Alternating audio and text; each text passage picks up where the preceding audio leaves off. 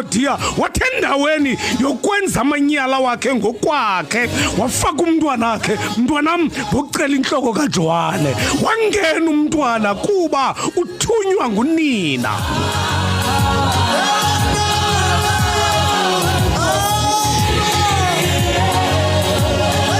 Ngoko ke emakhaya nethu ndifuna ukuthi kuwe uba ningxabano yokuzalana kwenu, bakhupheni abantwana kule nto.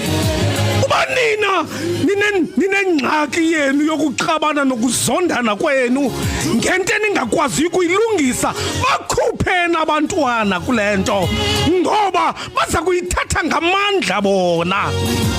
Kunjawunje nizawulala kubandayo, nishiye izimanga zenu phakathi kwabantwana bengangcwabani ngenxa yento abayifidwa nini.